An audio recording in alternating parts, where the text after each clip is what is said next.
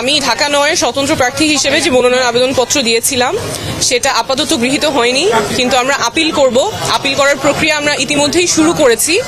কারণ হিসেবে যেটা নির্বাচন কমিশন বলেছে, আপনারা জানেন যে স্বতন্ত্র প্রার্থীর জন্য বিধি অনুযায়ী ১% ভোটারের স্বাক্ষর নিতে হয়। সেই ১% ভোটারের সংখ্যা যা হয় তার চেয়ে আমরা বেশি স্বাক্ষর সাবমিট করেছি, প্রায় ২০০-র মতো বেশি ছিল।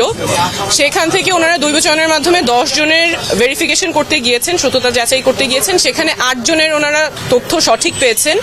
২ জনের ক্ষেত্রে ওনারা মানুষটাকে খুঁজে পেয়েছেন, সত্যতা যাচাই করতে পেরেছেন, কিন্তু সেই ২ জন ঢাকা ৯-এর ভোটার ছিলেন না। ওনারা জানতেন না ওনারা ঢাকা ৯-এর ভোটার। একজনের বাসা খিলগা যেহেতু ঢাকা ৯ আর ১১ দুইটাই পড়ে, উনি জানতেন যে উনি ঢাকা ৯-এর ভোটার এবং তার জানার কোনো উপায় ছিল না যে সে ঢাকা ৯-এর ভোটার না। উনি গিয়ে ওয়েবসাইটে চেক করেছেন, ওনার ভোটার নাম্বারটা পান নাই, এনআইডি যেটা ছিল উনি জানতেন উনি ঢাকা ৯-এর ভোটার, সেভাবে তিনি স্বাক্ষর করেছেন।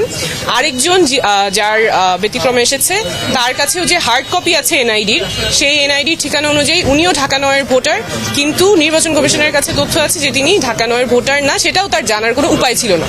তো যেই ২ জনের কথা ওনারা বলেছেন যাদের সত্যতা পেয়েছেন কিন্তু ঢাকা ৯-এর ভোটার না, এই ২ জনের ক্ষেত্রেই তাদের জানার কোনো উপায় ছিল না যে তারা কোন এলাকার ভোটার এবং ঢাকা ৯-এর ভোটার না। ওনারা জানতেন যে ওনারা ঢাকা ৯-এর ভোটার, সেই অনুযায়ী ওনারা স্বাক্ষর দিয়েছেন এবং নির্বাচন কমিশন কোনো উপায় রাখে নাই ভোটারদের জানার জন্য যে তারা কোন আসনের ভোটার কিংবা ভোটার নাম্বার কত। আচ্ছা, আপনি আপিল তো করবেন নিশ্চয়ই। আপিল করার পরে আপনার যদি মনোনয়ন বৈধ ঘোষণা হয়, যেহেতু আপনি এনসিপি থেকে পদত্যাগ করেছেন, আপনি কতটুকু আশাবাদী আসলে এই স্বতন্ত্রভাবে নির্বাচন যে করছেন বিজয়ী হওয়ার ক্ষেত্রে? অবশ্যই আশাবাদী বলেই তো আমরা মাঠে আছি। আমাদের যেই যাত্রা, আমাদের যে লড়াই, স্বচ্ছতা জবাবদিহিতার রাজনীতির লড়াই, এটা জারি থাকবে।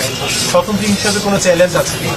অবশ্যই চ্যালেঞ্জ তো আছে। এই যে যেমন আজকেই যেটা চ্যালেঞ্জ হলো, আসলে আমাদের তো রাইট টু ইনফরমেশন ওভাবে থাকে না। যারা এত কষ্ট করে স্বাক্ষর দিয়েছেন তাদের জন্য নির্বাচন কমিশন কোনো উপায়ও রাখে নাই জানার যে তিনি কোন আসনের ভোটার। আমরা এত কিছু বলি, আমাদের অধিকারের কথা বলি, কিন্তু এই বেসিক তথ্যটা জানার পর্যন্ত আমাদের কোনো উপায় রাখা হয় নাই। অবশ্যই চ্যালেঞ্জ আছে, তার সাথে অনেক পজিটিভও আছে। আমাদের যেহেতু দল থেকে না হয়ে স্বতন্ত্র যাচ্ছি, মানুষ একেবারেই খুব কাছে থেকে অনেক ভালোবাসা দিচ্ছেন, তো অবশ্যই পজিটিভও আছে।